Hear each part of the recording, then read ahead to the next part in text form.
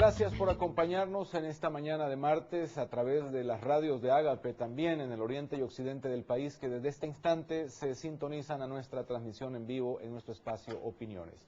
En este segundo día de la semana queremos ampliar las reflexiones sobre lo vivido días atrás en nuestro país, en lo que ha sido considerada una crisis penitenciaria, luego que 11 centros penales y otros centros de internamiento de menores se declararon, por decirlo así, la cantidad de reos importantes se declaró en desobediencia a las autoridades penales. ¿Qué significa esto? ¿Cómo se ha resuelto?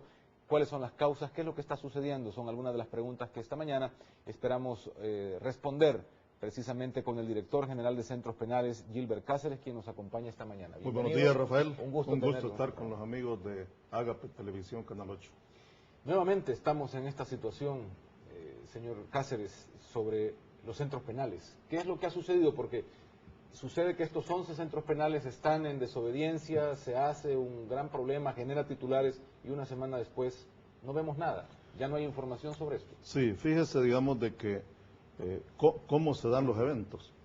Inicialmente destacar que nosotros habíamos valorado, por todo el trabajo que se vino haciendo desde 2004 hasta la fecha, que tenemos condiciones para poder priorizar el proceso de readaptación en el 2009. Inclusive nosotros en esa razón determinamos que el 2009 es el año de la rehabilitación. No porque otros años no fuesen, sino que consideramos que tenemos todos los componentes, tenemos todo el potencial, tenemos todo el valor agregado para que en el 2009 batamos récord en cuanto al proceso de readaptación y batamos récord en cuanto a internos que pasan de fase ordinaria a fase de confianza y semilibertad, batamos récord en cuanto a los internos que van a gozar del decreto 445, 444 y otras cosas. En ese sentido, pues el día viernes 13 nos llama la atención que en horas de la tarde nos informa el director del centro penitenciario de Cojutepeque de que le habían hecho llegar una carta donde de una manera muy respetuosa le indican los privados de libertad de que van a entrar en este tema de desobediencia. Y así se va desarrollando la situación el día viernes, el día sábado, el domingo, y al final pues son 11 centros penitenciarios los que están en esta circunstancia. A nosotros nos llamó la atención porque no había como elementos objetivos que señalaran esta situación. Al contrario, pues todo el mundo estaba trabajando en sus programas y en sus actividades. Por esa razón al principio nosotros detallamos de que factores externos e internos pues pudieron haber estado involucrados en este aspecto. Sin embargo, pues una cosa significativa que es diferente a otras circunstancias, Rafael, es que en otras situaciones, cuando ha habido un problema de esta naturaleza, ha sido focalizado e inclusive se ha hecho uso de la violencia.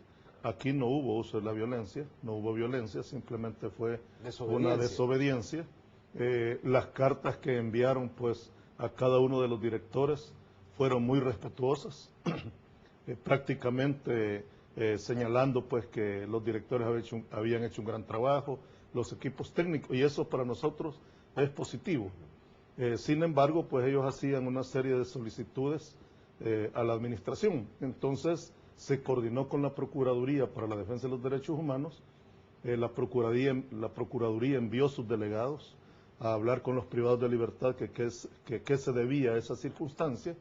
Los privados de libertad expresaron de que realmente pues ellos recibían instrucciones de fuera y que la problemática se iba a resolver en otros niveles. Eso de fuerzas oscuras, fuerzas externas, ¿qué significan? Porque usted dice o ha dicho a diferentes medios que esas fuerzas oscuras han estado presentes, pero hace alusión a precisamente el crimen organizado. Sí, o sea, digamos, recordemos que nosotros cuando se dan estos eventos consideramos de que hay factores externos y también internos que no les interesa que el sistema penitenciario funcione, que no les interesa que los internos se incorporen a los programas, que no les interesa que lleguen ONGs al interior de los centros penales a cooperar y a colaborar con el tema de rehabilitación, que no les interesa que la familia se integre, o sea, una serie de factores. ¿Por qué razón? Porque un sistema penitenciario convulsionado definitivamente favorece las actividades delictivas.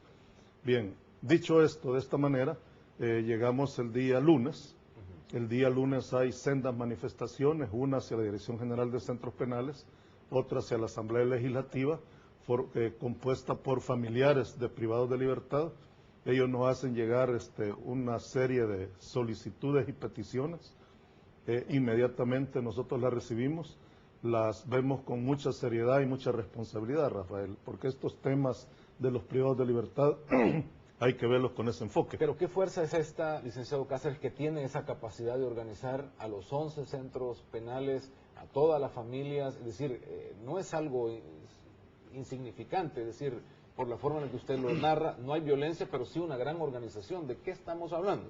Bien, tendríamos que ver. Nosotros en eso, cuando hay un evento de esta naturaleza, Rafael, hay que analizar los antecedentes, hay que ver cómo se va desarrollando la situación, hay que ver cómo son los desenlaces, y en función de eso se van corroborando las posibilidades de cómo pudieron haberse generado los hechos. Dicho esto, llegamos al día lunes, recibimos pues estas solicitudes. En esas solicitudes los familiares expresan aspectos de tipo logístico, como por ejemplo que cuando ellos van a ingresar a las áreas de visita a los penales, se le dé prioridad a las señoras que van con bebés, se le dé prioridad a las señoras embarazadas, se le dé prioridad a los visitantes de la tercera edad, se le dé prioridad a los discapacitados. Eso es logístico. El otro tema es, por ejemplo, agilizar el ingreso a los centros penales. Cada privado de libertad tiene su ficha. En algunos, ahorita por diferentes motivos es manual, otros está digitalizado. Eso da más o menor tiempo para ingresar. El otro aspecto es que la visita sea realmente como se ha estipulado, las horas que se han determinado. Se mencionan también otros aspectos como el paso de alimentos, el paso de artículos de primera necesidad, que esos son ya de tipo administrativo, y algunos aspectos que tienen que ver con temas eminentemente jurídicos, como por ejemplo, digamos, que la permanencia de los privados de libertad en el penal de régimen especial de Zacatecoluca sea de 2 años. En este sentido, el Código Penal es bien preciso, y el Código Penal relaciona de que la permanencia en un penal de régimen especial, en este caso Zacatecoluca, no podrá ser menor que la 10ª parte de la condena. ¿Qué significa eso?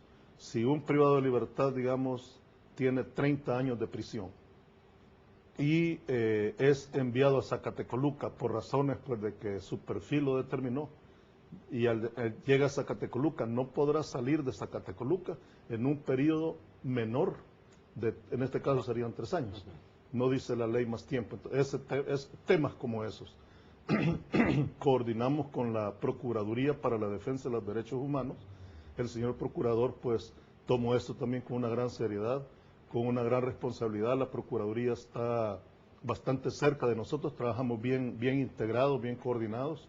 Nosotros tenemos una unidad penitenciaria de derechos humanos con delegados penitenciarios en todo el país.